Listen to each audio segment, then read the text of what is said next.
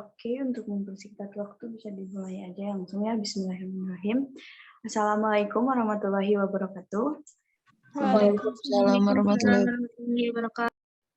Sebelumnya mari kita panjatkan puji dan syukur atas kehadirat Allah Subhanahu wa taala karena atas nikmat rahmat-Nya kita dapat melakukan presentasi walaupun secara online melalui Zoom.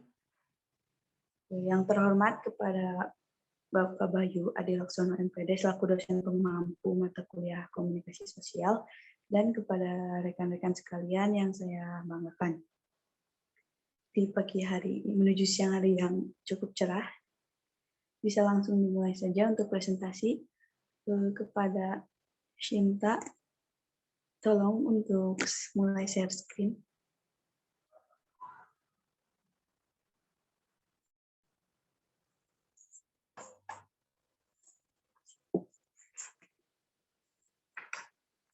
Oke, untuk presentasi kali ini yaitu diskusi mengenai bedah buku.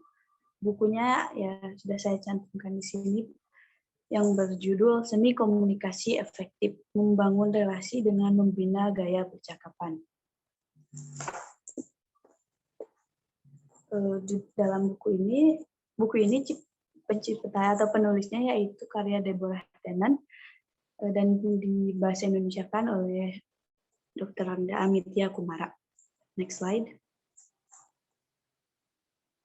Siapa sih Deborah Tennant itu? Beliau adalah wanita kelahiran Brooklyn, New York, seorang profesor linguistik di Universitas Georgetown, Washington DC, dan telah diangkat sebagai profesor universitas tersebut. Ia baru saja menerima penghargaan. Ya, penghargaannya itu banyak ya, selain yang dicantumkan di sini, saya juga bisa kalian cari sendiri di Google. Untuk mempercepat waktu bisa next slide. Langsung saja kepada pembahasan yang pertama, bab 1. Kepada rekan saya persilakan.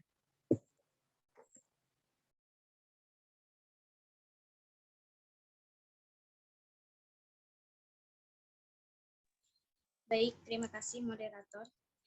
Masalahnya adalah prosesnya. Pada subbab ini menjelaskan tentang masalah komunikasi yang menjadi fokus dalam perkawinan Deborah dan suaminya, sehingga mereka harus bercerai. Berawal dari percakapan tentang suatu rencana biasa, rencana itu adalah apakah Deborah dan suaminya akan mengunjungi saudara perempuan Deborah. Setelah itu terjadilah perdebatan. Tidak lama kemudian mereka mulai berbicara satu sama lain. Selain itu, yang membuat kesalahpahaman semacam ini sulit dihilangkan adalah mereka menganggap cara-cara berkomunikasi itu wajar. Pada dasarnya, mereka penuh dengan itikad baik dan terus-menerus melakukan hal-hal yang tidak mereka inginkan. Setelah bercerai, Deborah memanfaatkan kerugian dengan keuntungan. Ia mengikuti kuliah di Institut Linguistik Universitas Michigan pada tahun 1973 untuk mengetahui segala hal tentang linguistik dengan menelaah kesalah-salahannya dalam berkomunikasi. Kemudian, ia melanjutkan studi untuk mendapatkan gelar doktor di bidang linguistik, lalu mengajar, memberi ceramah, dan tetap meneliti bagaimana penggunaan bahasa secara wajar bisa mengarah ke kesalahpahaman yang tidak wajar, baik dalam kehidupan pribadi maupun sosial. Saya kembalikan lagi kepada moderator.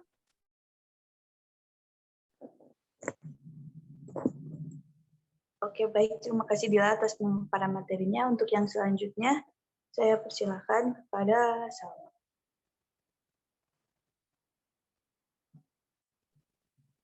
Baik, terima kasih moderator. Mohon maaf, saya tidak bisa on cam dikarenakan sedang tidak sehat. Cara kerja gaya percakapan.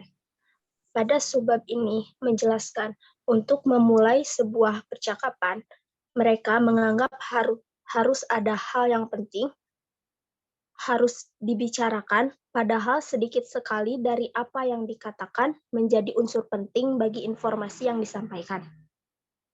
Bukan berarti percakapan itu tidak penting. Percakapan sangatlah penting sebagai cara untuk menunjukkan bahwa kita terlibat satu sama lain dan bagaimana perasaan kita tentang keterlibatan itu. Terungkap informasi yang terungkap melalui makna kata-kata adalah pesan, dan yang terungkap melalui hubungan kita dengan orang lain, sikap kita satu sama lain, kesempatannya, dan apa yang kita katakan adalah metapesan. Dan metapesan inilah yang cenderung kita tanggapi. Kita adalah makhluk individualis sekaligus sosial. Kita membutuhkan orang lain, tetapi kita juga ingin bertahan sebagai individu. Saya kembalikan kepada moderator. Oke, baik. Terima kasih Nabila atas pemaparan materinya. Untuk yang selanjutnya saya persilakan kepada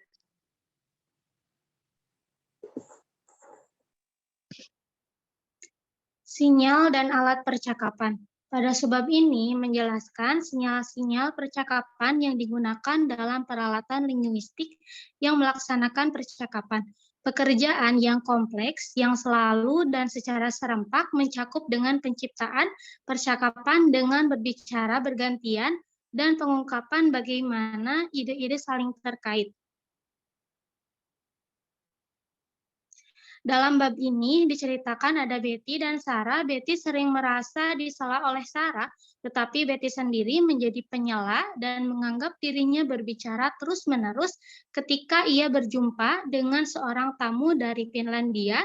Ia mengharapkan jeda-jeda lebih panjang dalam percakapannya dengan Sarah, tetapi ia mengharapkan jeda-jeda lebih pendek ketika bercakap-cakap dengan orang Finlandia itu. Dan Sarah yang selalu menyela, mendominasi percakapan dengan Betty mengalami kesulitan menyela ketika berhadapan dengan beberapa penutur Amerika Latin atau Israel. Jadi, perbedaan-perbedaan kecil dalam gaya percakapan, hal-hal yang sangat kecil seperti jeda selama beberapa mikrodetik dapat sangat mempengaruhi hidup. Sinyal-sinyal kecil ini membentuk mekanisme percakapan, dan bahkan jika sinyal-sinyal itu diabaikan sedikit saja, percakapan akan ditinggalkan atau bahkan dihentikan. Saya kembalikan lagi kepada moderator. Oke, terima kasih sama atas pemaparannya. Bisa next slide. Oke, di bab 2 ini, untuk yang pertama, bagian saya akan memaparkan. Pada bab ini secara singkatnya, secara ringkasnya itu menjelaskan bahwa tak ada gunanya sama sekali memberitahu orang lain apa yang Anda inginkan. Jika yang Anda inginkan adalah mereka tahu tanpa Anda mengatakannya. Contoh kasusnya itu seperti Anda yang menyuruh mengatakan I love you, aku mencintaimu kepada orang lain. Hal tersebut tidak ada gunanya karena ia hanya menirukan kamu sendiri, bukan dari perasaannya sendiri. Memperhatikan setiap diksi dalam percakapan juga sangat diperlukan. Dalam suatu kasus, seorang wanita Yunani menjelaskan bagaimana ia dan ayahnya berkomunikasi. Jika akan pergi ke pesta, ia meminta izin kepada ayahnya. Jika tidak memberikan izin, sang ayah tidak langsung mengatakan tidak. Di sini terdapat perbedaan yang harus dimaknai dengan seksama. Kalau ayahnya berkata seperti, ya tentu saja boleh, pergilah. Itu menandakan bahwa mendapat lampu hijau. Tetapi jika ayahnya menjawab dengan, kalau kamu memang ingin pergi, maka pergilah. Itu tidak mendapatkan izin. Nada suara, ekspresi wajah, dan semua unsur gaya percakapan harus diperhatikan agar dapat memaknai setiap maksud perkataan. Kasus tersebut bisa disebut dengan ketidakbersamaan. Beruntung jika lawan bicara memahami maksud percakapan, tapi akan berakibat fatal jika maksud tersebut tidak tersampaikan. Keuntungan dari ketidakterterangan yang dapat diri menjelaskan logika di balik pertanyaan awal yang kita ajukan ke orang lain. Seperti, apakah Anda sibuk nanti malam? Ketidakterterangan ini melindungi kita seandainya kita ditolak. Mengapa komunikasi dilakukan secara tidak terus terang melalui isyarat, metapesan, nada suara, dan ekspresi wajah? Nah, jika menggunakan ketidakterus-terangan, kita bisa mendapatkan beberapa keuntungan. Yang pertama, ada keuntungan empati. Jauh lebih baik jika kita mendapatkan apa yang kita inginkan dan dimengerti tanpa mengatakan Hal maksud ini menyenangkan karena bersesuaian paham. Yang kedua, keuntungan pertahanan diri. Jika kita inginkan kebijakan tidak mendapat tanggapan positif dari lawan bicara, kita bisa menariknya kembali atau menegaskan mungkin dengan bersungguh-sungguh bahwa itu bukan yang kita maksud. Jadi, pada intinya, hal terpenting yang harus diingat adalah kesalahpahaman merupakan hal yang besar dan normal, bukan pertanda adanya ketidakberesan dalam diri seseorang atau dalam suatu hubungan. Kesalahpahaman harus diselesaikan tanpa menimbulkan kesalahpahaman baru. Untuk materi selanjutnya saya persilakan kepada Najat. Baik, pemingkaian dan pemingkaian ulang. Pemingkaian adalah salah satu cara untuk menunjukkan maksud dari yang kita katakan atau kita perbuat, dan menangkap maksud dari yang dikatakan atau yang diperbuat orang lain. Sedangkan pemingkaian ulang adalah pemingkaian ulang membantu menempatkan situasi dalam bingkaian yang berbeda sesuai dengan fakta konkret, juga meninjau seluruh maknanya. Bingkai dalam masyarakat terbagi dua. Yang pertama, voting. Istilah yang digunakan untuk menunjuk bingkai yang mengidentifikasikan hubungan antara dua penutur atau lebih. Yang kedua, metakomunikasi. Istilah untuk menunjuk pada percakapan tentang komunikasi itu sendiri. Selanjutnya, kekuasaan dan solidaritas. Istilah kekuasaan dan solidaritas menggambarkan cara kita menyeimbangkan keterlibatan dan kebebasan dalam dunia nyata. Yang pertama, ambisi, untuk menerapkan kendali atas orang lain. Yang kedua, menyeimbangkan dalam percakapan ini seperti hal dalam semua komunikasi manusia. Tindakan mengesampingkan pertimbangan orang lain, merefleksikan kebutuhan yang berdampingan sekaligus bertentangan, yaitu untuk melibat dan bebas. Kebutuhan ini diungkapkan melalui penyeimbangan, kekuasaan, dan solidaritas. Saya kembalikan kepada moderator.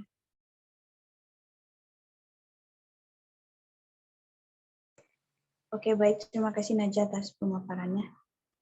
Bisa next slide.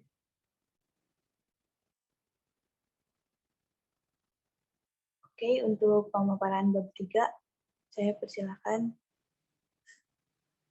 kepada rekan saya. Baik, terima kasih moderator. Mengapa segala sesuatunya memburuk?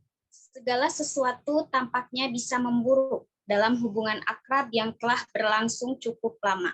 Karena kita tidak menyadari bahwa komunikasi pada dasarnya ambigu dan bahwa gaya percakapan masing-masing orang berbeda. Komunikasi yang justru semakin memburuk adalah kebalikan dari apa yang kita harapkan. Semakin kita dekat dengan seseorang dan semakin lama kedekatan itu berlangsung, semakin besar kekhawatiran akan kehilangan ketika mulai berbicara. Komunikasi adalah sebuah sistem. Semua yang diucapkan adalah aksi dan reaksi yang serempak. Kebanyakan kita cenderung memandang diri kita memberikan reaksi atas apa yang dikatakan atau diperbuat orang lain, tanpa menyadari bahwa tindakan atau kata-kata mereka sebagian merupakan reaksi atas tindakan dan kata-kata kita. Terima kasih, saya kembalikan kepada moderator. Terima kasih. Untuk selanjutnya saya persilakan kepada Nabila. Baik, pada percakapan pria dan wanita dalam hubungan akrab. Pada subbab ini menjelaskan bahwa komunikasi pria dan wanita adalah lintas budaya. Kebudayaan adalah suatu jaringan kebiasaan dan pola yang sedikit demi sedikit disatukan dari pengalaman sebelumnya. Pada dasarnya, pria serta wanita memiliki pengalaman yang berbeda. Bahkan sejak dilahirkan mereka diperlakukan secara berbeda dan cara berbicaranya pun berbeda. Pada dasarnya, wanita sangat menangkap meta pesan. Seperti yang telah tadi saya sampaikan, meta pesan adalah satu bentuk ketidakterus-terangan. Wanita tidak terus terang dan mencoba mencapai kesepakatan melalui negosiasi. Wanita sangat menghargai keterlibatan yang sangat besar, sedangkan kaum pria secara relatif butuh kebebasan yang lebih besar. Nah, jika wanita ingin dimengerti tanpa mengatakan apa yang Anda maksud, Anda harus menyampaikan dengan cara lain, yaitu melalui cara berbicara atau melalui meta pesan. Saya kembalikan kepada moderator. Oke, baik. Terima kasih. Untuk pemaparan selanjutnya, saya persilakan kepada Salma. Pengkritik akrab. Dalam bab ini tentang pertemuan sosial penuh dengan seribu kemungkinan kegagalan, terutama kegagalan mempertahankan nyali. Itulah salah satu alasan mengapa banyak orang lebih suka tampil berpasang-pasangan di muka umum, yaitu untuk bersekutu dalam perdebatan sosial dan untuk memperlihatkan ketatnya kawalan yang kadang-kadang menyakitkan hati mereka yang tampil sendirian, yang tampak seperti pemain akrobat tanpa jaring pengaman. Lebih buruk lagi, ia melihat kesalahan itu ketika tidak seorang pun melihatnya, atau paling buruk, ia melihatnya ketika Anda sama sekali tidak melakukan kesalahan, yaitu ketika Anda semata-mata melakukan atau mengatakan sesuatu dengan cara yang khas Anda. Mereka yang menyaksikan seseorang yang dikritik dan dianggap tidak cakap dalam interaksi sosial akan merasa sama tidak senangnya dengan orang yang dikritik. Pengkritik itu adalah seorang di dalam tim kita sendiri yang berteriak "foul", kata bola masih bisa dengan mudah dioperkan karena berada di dalam garis. Seseorang memiliki rahasia kelemahan kita di masa lalu yang bisa dibeberkan sekarang. Pedoman yang disarankan dalam bab ini untuk mengatasi kritik yang akrab memang bermanfaat. Tapi pencegahan jauh lebih berharga daripada penyembuhan.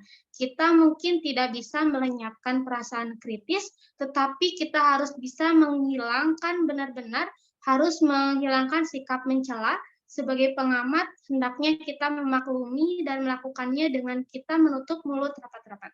Saya kembalikan lagi kepada moderator. Oke, baik. Terima kasih, Salma. Bisa next slide.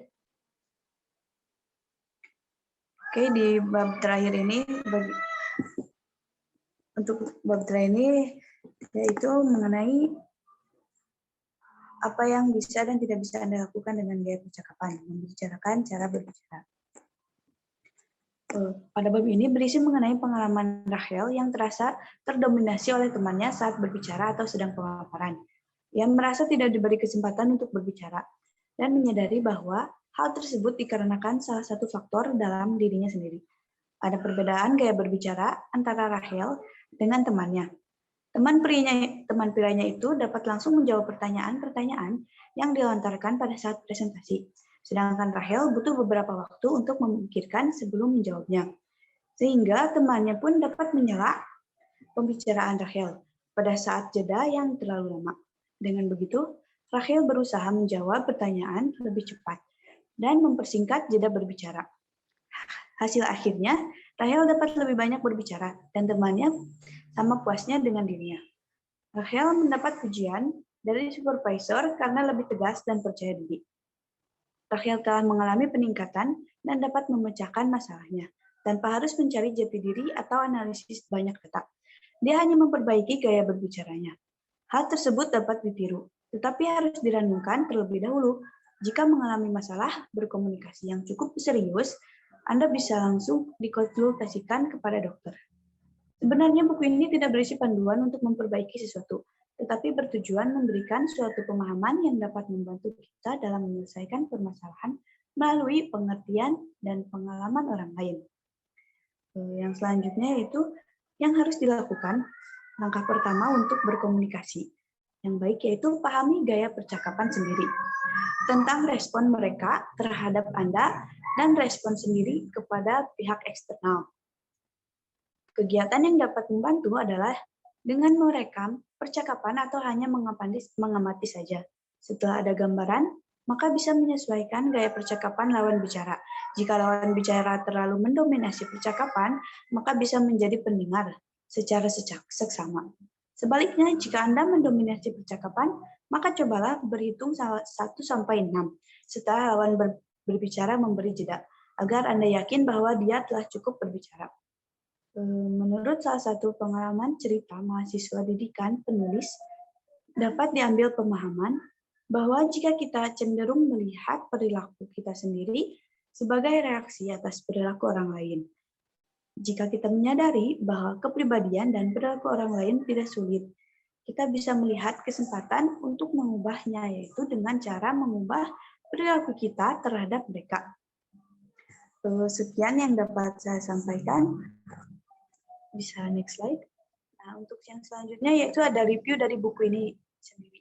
Yang kelebihan akan disampaikan oleh Dila, dipersilakan.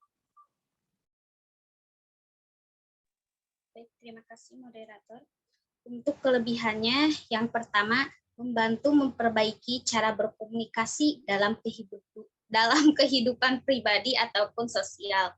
Yang kedua, setiap bab dilengkapi materi dan pesan moral untuk berkomunikasi lebih baik lagi. Mungkin sekian, moderator. Oke, yang selanjutnya kekurangan dari buku ini sendiri disampaikan oleh Salma. Kekurangan buku yaitu ada tanda baca dan pengetikan yang kurang tepat dalam buku ini, seperti dalam halaman 169 pada kalimat menghilangkan strip sikap dan melakukannya lagi strip dan. Kedua, tata bahasanya baku. 3, buku susah didapat, harus dibeli online dengan kualitas sudah dipakai. Dan 4, didesain dengan penampilan klasik, naskah tua mengesankan sebagai bacaan yang berat, sehingga rasa ingin tahu untuk membaca keseluruhan isi buku bisa saja belum sepenuhnya sesuai harapan. Saya kembalikan lagi kepada moderator. Oke, terima kasih. Bisa next slide. Oke, yang selanjutnya ada kontribusi buku dalam dunia pendidikan masyarakat. Persilakan kepada Nabila. Nah, menurut kelompok kami, buku tersebut memiliki kontribusi terhadap pendidikan masyarakat. Karena pada dasarnya pendidikan masyarakat sangat erat kaitannya dengan masyarakat, dari mulai seperti penyuluhan. Karena seringkali percakapan kita dalam berbagai situasi tidak berlangsung seperti yang kita harapkan, dan berakhir kesalahpahaman. Dampak kesalahpahaman itu sendiri bisa bervariasi, mulai dari terhambatnya hubungan bersama masyarakat, orang tua dan anak, terputusnya persahabatan, hubungan kerja, bahkan hubungan bisnis, hingga perceraian. Jika ingin hubungan komunikasi kita lancar, maka Anda akan memperoleh jawabannya pada buku ini. Sekian. Oke, terima kasih Nabila. Bisa next slide. Untuk buku ini cocok dibaca oleh siapa saja sih? Akan dipaparkan oleh Najwa. Baik, buku ini cocok dibaca oleh siapa saja. Cocok dibaca oleh mahasiswa, karena dapat melatih otak untuk dapat berpikir lebih kritis maupun menganalisis adanya masalah yang tersaji dalam apa yang kita baca. Kita seperti mendapatkan akses atau jalan untuk dapat masuk ke dalam alur cerita dan membantu dalam penyelesaian cerita tersebut. Terima kasih, saya kembalikan kepada moderator. Oke, baik. Terima kasih, Najwa. Bisa next slide. Deborah Tannen ini mempunyai menciptakan banyak buku-buku mengenai komunikasi, banyak ya. Bisa dipaparkan oleh Salma. Buku lain Deborah Tannen selain buku seni komunikasi efektif, ada juga berbagai banyak buku Deborah Tannen. Di antaranya ada Conversational Style tahun 1984, The Argument Culture tahun 1998, That's Not What I Mean tahun 1986, dan Talking from 9 to 5 tahun 1994. Terima kasih, saya kembalikan lagi kepada moderator. Oke, terima kasih. Closing statement akan disampaikan oleh Dila. Saya persilahkan. Terima kasih moderator. Seringkali percakapan kita dalam berbagai situasi tidak berlangsung seperti yang kita harapkan dan berakhir dengan kesalahpahaman. Dampak kesalahpahaman itu sendiri bisa bervariasi, mulai dari terhambatnya hubungan orang tua dan anak, terputusnya persahabatan, hubungan kerja, bahkan hubungan bisnis hingga perceraian. Jika Anda merasa ada sesuatu yang salah sewaktu berkomunikasi, tetapi tidak mengetahui penyebabnya secara pasti, Anda akan memperoleh jawabannya dalam buku ini. Karena buku ini dilengkapi dengan berbagai contoh percakapan, sehingga akan membantu Anda memahami sinyal-sinyal dan alat-alat percakapan, ketidakterus-terangan, dan perbedaan gaya percakapan. Saya kembalikan lagi kepada moderator. Oke, baik. Terima kasih karena seluruh pemaparan materi sudah disampaikan. Dipersilakan kepada rekan-rekan kalian jika ada yang ingin dipertanyakan. Saya batasi hingga 3 penanya saja.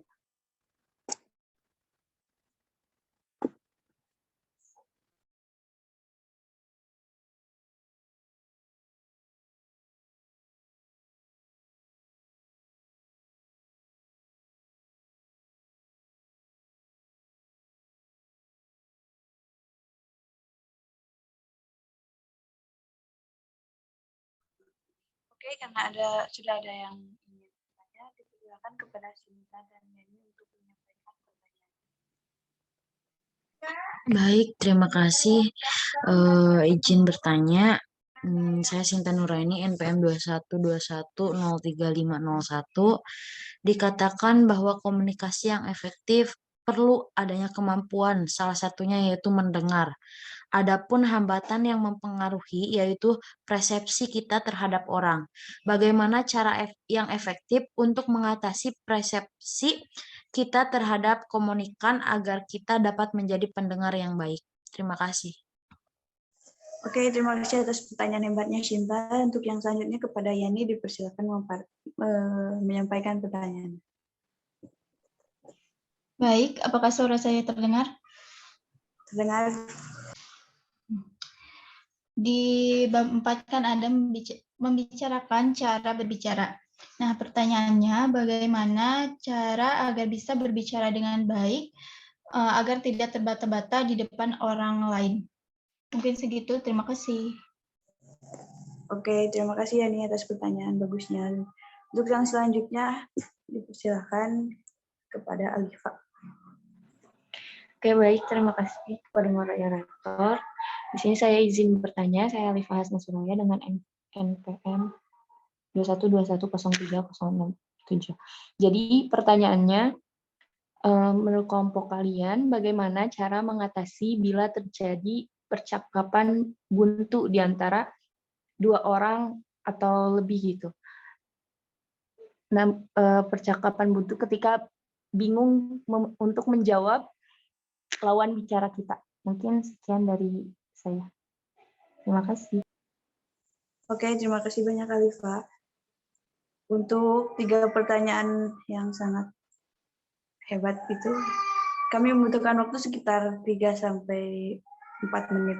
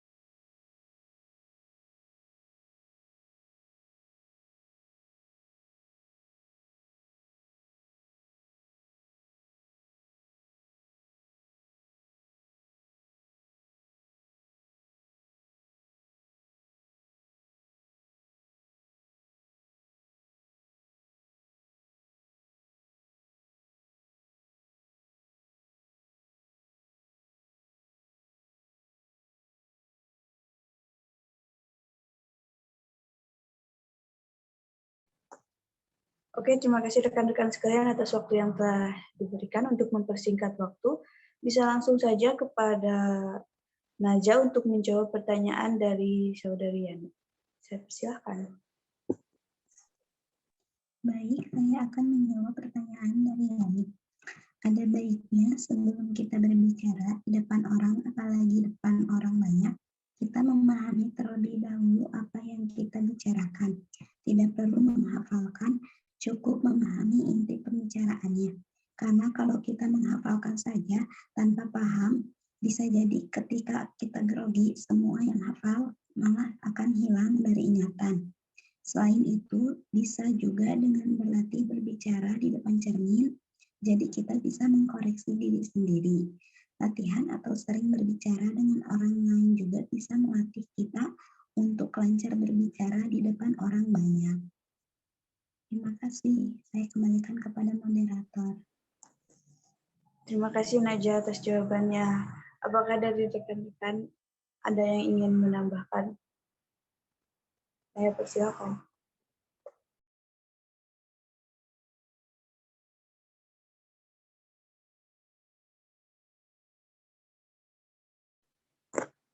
Oke, baik, untuk mempersingkat waktu juga, apakah Saudara Yani sudah puas dengan jawabannya? Sudah, terima kasih. Oke, terima kasih. Yang selanjutnya bisa langsung kepada pertanyaan dari Saudara Shinta. Akan saya jawab. Pertanyaannya itu dikatakan bahwa komunikasi yang efektif perlu adanya kemampuan, salah satunya yaitu mendengar.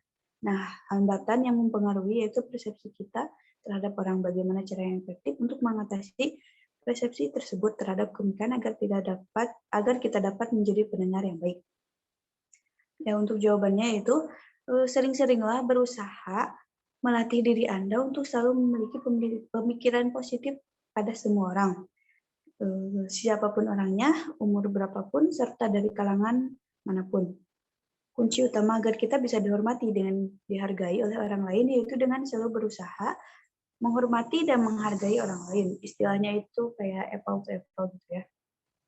Buang jauh-jauh sikap dan sifat yang cenderung membuat orang lain tersakiti, meski kita tidak bermaksud menyakiti. Jadi sering-seringlah introspeksi dan benahi diri sendiri sebelum menuntut orang lain menjadi lebih baik.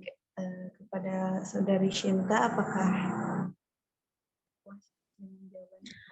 Alhamdulillah sudah. Terima kasih. Oke, terima kasih. Untuk pertanyaan dari Alifa akan langsung dijawab oleh rekan saya. Saya persilahkan. Baik, bagaimana cara mengatasi bila terjadi percakapan buntu ketika bingung menjawab pertanyaan orang lain? Cara mengatasi bila terjadi percakapan buntu ketika bingung menjawab pertanyaan orang lain dengan cara topik pembicaraan yang pas bisa digunakan untuk membuka kembali percakapan yang buntu dan menghilangkan sikap canggung ataupun bingung saat berjumpa orang baru. Perlu diakui setiap orang pasti pernah berada di situasi seperti ini, saat tidak ada percakapan yang terlontar ataupun buntu dari lawan bicara yang membuatnya hanya duduk terdiam. Kondisi tersebut membuat situasi tidak nyaman, karena itu perlu dicari topik pembicaraan agar situasi lebih cair dan nyaman, misalnya dengan menanyakan kabar terbaru, genre musik, film, makanan, cerita, hiburan, dan hobi. Cukup sekian, saya kembalikan lagi kepada moderator.